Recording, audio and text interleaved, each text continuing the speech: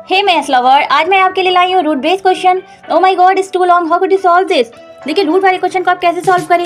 जब भी रूट के अंदर 1 2 3 4 4 टाइम्स 3 टाइम्स रूट हो तो इस तरह के क्वेश्चन को आप कैसे सॉल्व करेंगे। देखिए सबसे पहले हम क्या करेंगे, रूट को कैंसिल करेंगे, उसके बाद हम उसके डिजिट को सॉल्व करेंगे। तो देखिए रूट फिर under root root 3 raise to the power क्या आपका 48। देखिए इसको कैसे सॉल्व करेंगे, देखिए बहुत ईजी है, बस देखने में हार्ड लग रहा है। सबसे पहले हम क्या करेंगे, हम लोग जानते हैं कि हमने क्लास 7 में स्टडी किया था एक्सपोनेंशियल रूल। देखिए एक्सपोनेंशियल रूल में हमने क्या सीखा था, अगर a raise to the power 2 है, हमने क्लास 7 में एक एक्सपोनेंशियल रूल सीखा था कि अगर रूट ए किसी फॉर्म में है, अगर रूट ए है तो उसकी वैल्यू क्या हो जाती है, रूट ए की वैल्यू क्या हो जाती है आपकी a 1/2, a raise to the power 1/2। ये कैसे हो जाती है कि जो ये रूट है ना आपका, ये 1/2 इसको हम लिख सकते हैं, रूट को 1/2 लिख सकते हैं। तो वैसे ही रूट ए को हमने a raise to the power 1/2 कर दिया, दोनों सेम ही है कि रूट को हम 1/2 लिख सकते हैं। तो इसी के बेस पर हम इस क्वेश्चन को सॉल्व करेंगे। जैसे रूट में ना 4 टाइम्स रूट में 3 है और रेज़ टू द पावर 48। तो देखिए सबसे पहले हम क्या करेंगे, जैसे हमने 3 को क्या करेंगे, 3 रेज़ टू द पावर 1/2 कर देंगे, क्योंकि जैसे a को हमने किया था 1/2, वैसे 3 को भी कर देंगे। तो ये क्या हो जाएगा,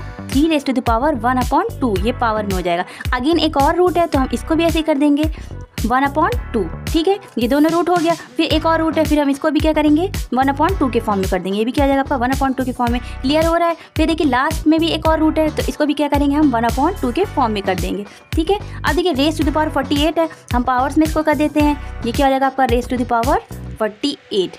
क्लियर हो रहा है। देखिए यही इसी क्वेश्चन के बेस पे इसमें मैंने इसको सॉल्व कर दिया। अब क्या करेंगे, एक और हमने एक्सपोनेंशियल रूल लर्न किया था कि अगर पावर्स के ऊपर पावर्स है तो उस पावर्स पे क्या हो जाता है, मल्टीप्लाई हो जाता है। देखिए अगर a raise to the power m है, उसके पावर्स में और n है, पावर्स के ऊपर पावर्स है, तो इन दोनों पावर्स का मल्टीप्लाई हो जाता है। कैसे हो जाता है, a raise to the power mn हो जाता है, ठीक है। ये हमने स्टडी किया था 7th में। अब इसको भी क्या करेंगे, इसको भी हम क्या करेंगे मल्टीप्लाई कर देंगे। जैसे देखिए ये पावर्स के ऊपर पावर्स चलते आ रही है, तो इसका भी मल्टीप्लाई कर देंगे और इसका भी मल्टीप्लाई कर देंगे, जैसे यहाँ पे मल्टीप्लाई हुआ है, ठीक है। बहुत ईजी, कुछ नहीं है, बस आपको अच्छे से क्लियर करना है। तो चलिए इसको मल्टीप्लाई कर देते हैं।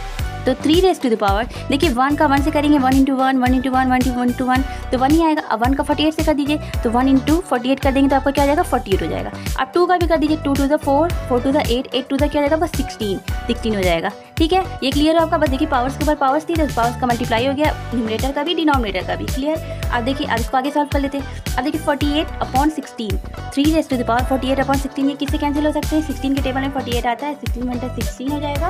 और ये कितने टाइम में करिएगा, 3 टाइम में, 16 4 3 जो हो जाएगा 48। क्लियर। अब हमारे पास बचा क्या, 3 रेज़ टू द पावर 3, ठीक है। 3 रेज़ टू द पावर 3 की वैल्यू क्या हो जाएगी, फिर 3 को 3 टाइम्स मल्टीप्लाई करेंगे तो आपका क्या हो जाएगा 27 आंसर हो जाएगा। क्लियर। ऐसी और इधर स्ट्रिक्टली सब्सक्राइब और लाइक ज़रूर करिएगा। Thanks for watching.